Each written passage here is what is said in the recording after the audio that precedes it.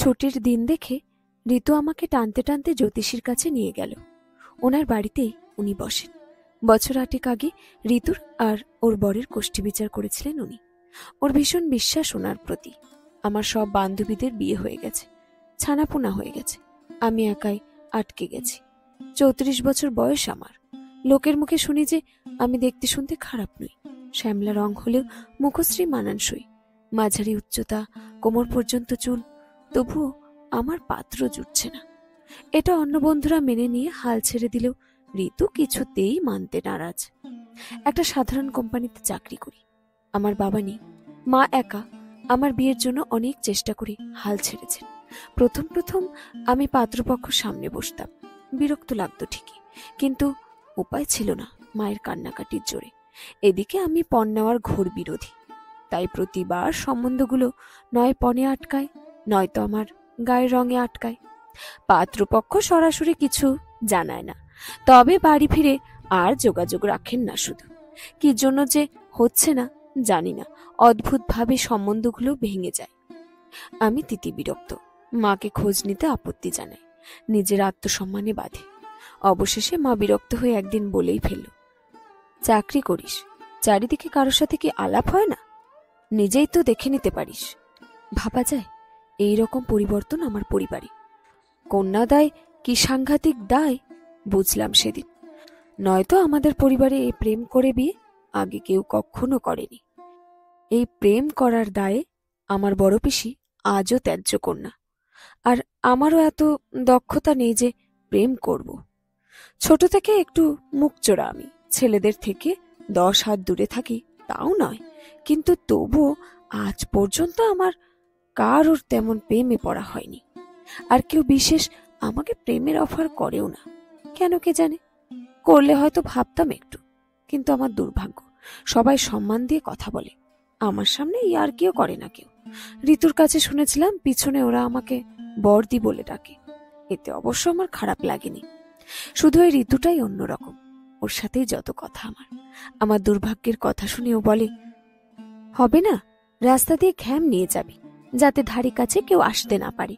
তার উপর অমন বড় বড় চোখ দিয়ে কটমটিয়ে ছেলেদের দিকে তাকালে ছেলেদের হৃৎপিণ্ড শুকিয়ে মাথায় উঠে যায় যে এরপরে আর কারোর ক্ষমতা থাকে যে তোকে প্রেম নিবেদন করবে।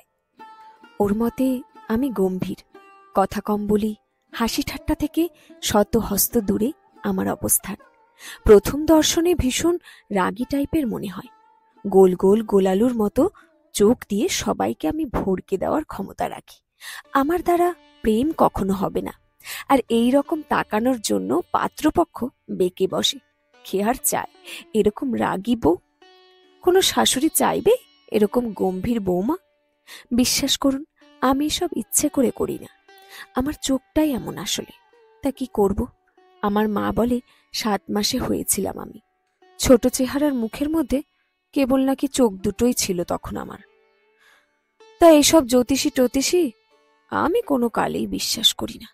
আমি কিছুতেই যাব না, আর ঋতু কিছুতেই ছাড়বে না। চোখ পাকিয়ে মুখে বলে, আমরা সবাই সংসার জ্বালা কি টের পাচ্ছি, আর তোকে পাওয়াবো না? বোঝো মেয়েটা বলে কি। আমি হেসে ফেলি ওর পাগলামো দেখে।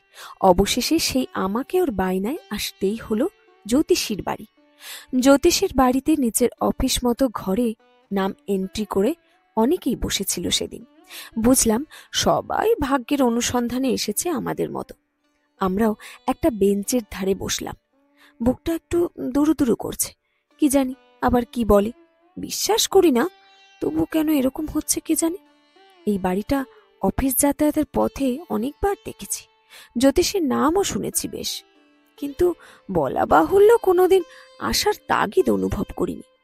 চারিদিকে তাকিয়ে দেখলাম বেশ সুন্দর সাজানো গোছানো। সামনে মা কালীর মন্দির। না, জ্যোতিষীবাবুর রুচিবোধ বেশ ভালো। একটু পরে একজন লম্বা মতো লোক আমাদের মা কালীর পায়েস ভোগ দিয়ে গেল, কাগজের বাটিতে করে। পরনে গেরুয়া পাঞ্জাবি, গলায় রুদ্রাক্ষর মালা, কপালে সিঁদুরের টিপ। ওনাকে খুব চেনা লাগলো। একটু ভুরু কুচকে মনে করতেই মনে পড়ল, রাস্তাঘাটে যাতায়াতের পথে বাসে অনেকবার দেখেছি। দেখতে শুনতে খারাপ নয়, কিন্তু সবসময় ভীষণ গম্ভীর, মুখে একটু হাসি নেই। ওনার এই গম্ভীর মুখটার জন্য আমি যাতায়াতের পথে ওকে মনে রেখেছিলাম।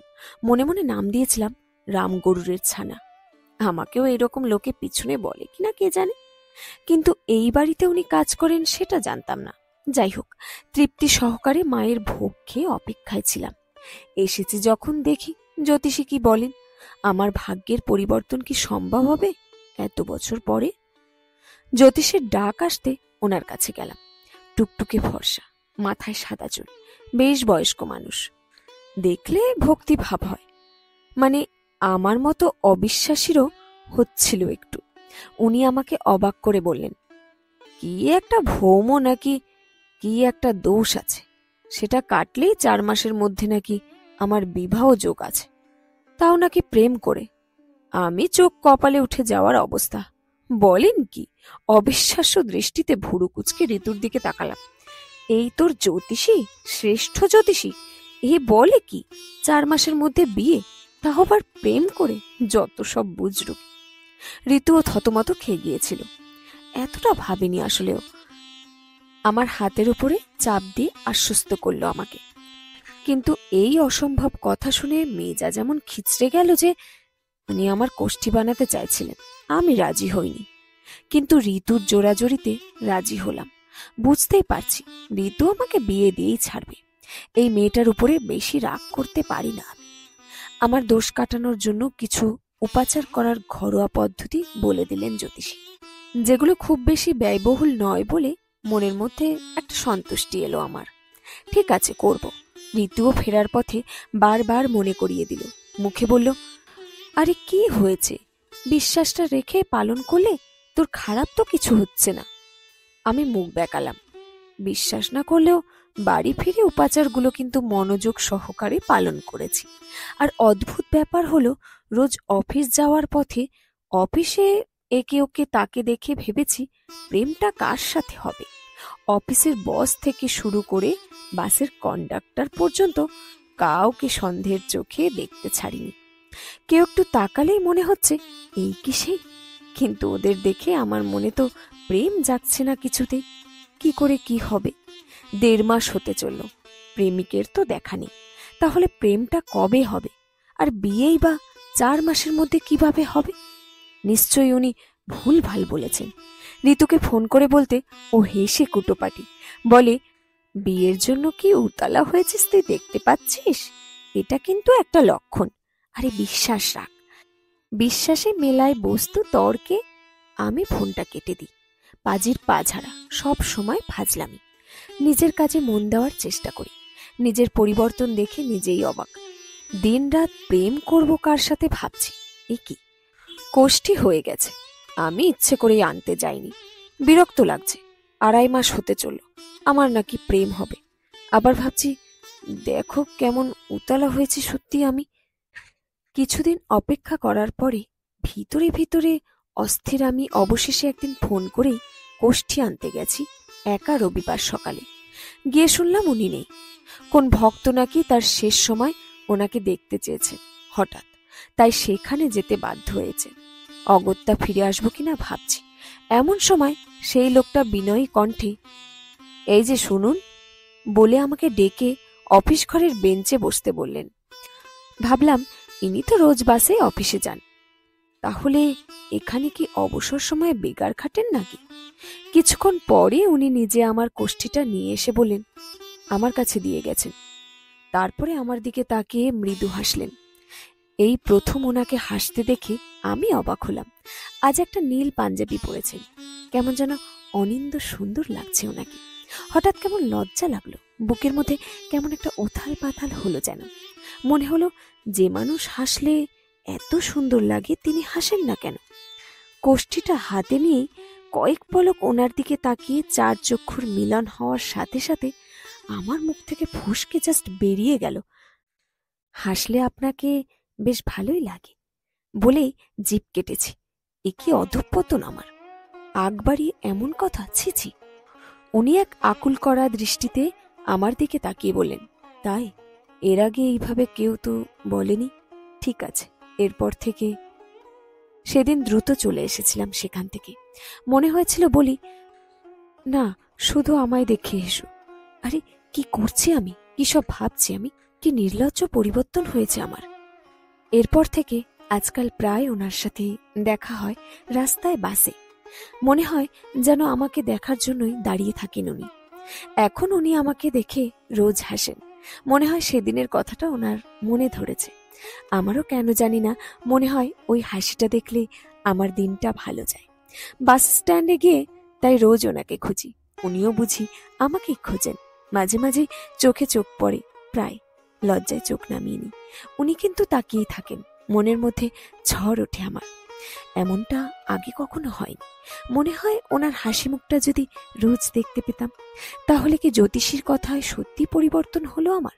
আমি কি প্রেমে পড়েছি? ঋতুকে জানাইনি, বাবা এক্ষুনি জন্মের পিছনে লাগবে আমার। তবে ফোন করেও একদিন বলে, কি রে, এমন প্রেমে পড়েছিস যে আমাকে ভুলেই গেছিস? ভাবো কি সাংঘাতিক মেয়ে, টেলিপ্যাথি জানে নাকি, নাকি আন্দাজেই ঢিল মারছে। যাই হোক, তবুও কিচ্ছু বলিনি ওকে। এদিকে আমরা আজকাল একসাথে ফিরি রোজ। হঠাৎ একদিন মেঘলা দিনে অফিস ফেরার পথে বাস থেকে নামতে গিয়ে উনি বললেন, আজকে একটু সময় হবে? উফ, মনের মধ্যে আনন্দের ধারা নিকুচি করেছে সময়। তাও কি নির্লজ্জের মতো প্রথমে হ্যাঁ বলা যায়? বলতে গেলাম, আজ আজ হবে না, কিন্তু মুখে বলে ফেললাম, হ্যাঁ হবে। কোথায় যাবেন? উনি মিষ্টি হাসলেন। মোটা ফ্রেমের চশমা দিয়ে ওনার বড় বড় চোখ দুটো বড্ড মায়াময় লাগলো। গঙ্গার ধারে অল্প ঝোড়ো হাওয়ায় ঘণ্টা খানিক বসেছিলাম আমরা। একবার আমার হাতে হাত ছুঁয়েছিল উনি, কেঁপে উঠেছিলাম আমি। এখন থেকে আমি ছুটির দিনে মায়ের ভোগ নিজেই রাঁধি। বাবার কাছে যেসব ভক্তরা আসেন তাদেরকে পায়েস ভোগ দিই কাগজের বাটিতে। হ্যাঁ, আমি এখন জ্যোতিষী মনোময় দাসের ছেলের বউ। আমার কুষ্টি দেখে নিজের ছেলের উপযুক্ত পাত্রী ঠাউরেছিলেন উনি। আর ইনি যে ওনারে ছেলে সেটা বুঝতেই পারিনি প্রথমে। উনিও কি ছুপা রুস্তম বলেননি আমাকে। তা যাই হোক, আমরা নাকি রাজ্যটুক। আমার কর্তারও নাকি ভাগ্যে বউ জুটছিল না বহুদিন। সেদিন আমার কোষ্ঠী তৈরি করে আমার শ্বশুরমশাই মহা খুশি। ঋতু ওনার অনেক দিনের চেনা। ওর কাছে খোঁজ খবর নিয়েছেন আমার পরিবার সম্পর্কে, আমার সম্পর্কে। ঋতুটা কি পাজি, ওই জন্যই সেদিন আমি বুঝিনি। আমাদের 4 হাতের মিলনে নাকি দুজনেরই ভাগ্যের চাকার পরিবর্তন হবে, তাই এই শুভ পরিণয়। বিয়ের পরে এখন আমরা দুজনেই কেউই রামগরুরের ছানা নয়। আজকাল আমার হাসির ফোয়ারা দেখে ঋতু ছেলে কোলে নিয়ে তার কান্না সামলাতে সামলাতে আমার গা ঠেলা দিয়ে কানের কাছে মুখ নিয়ে এসে বলে, বেশি দেরি করিস না, শিগগিরই ছানা বোনানে, তবে তো বুঝবি সংসারের জ্বালাটা কি। আমি ওর দিকে কট মটিয়ে তাকালাম। উফ, এই মেয়ে আমাকে তিষ্ঠাতে দেয় না। এ বন্ধু নাকি শত্রুর? শেষ হলো আজকের গল্প কোষ্ঠী। কলমে ঝুম্পা মণ্ডল।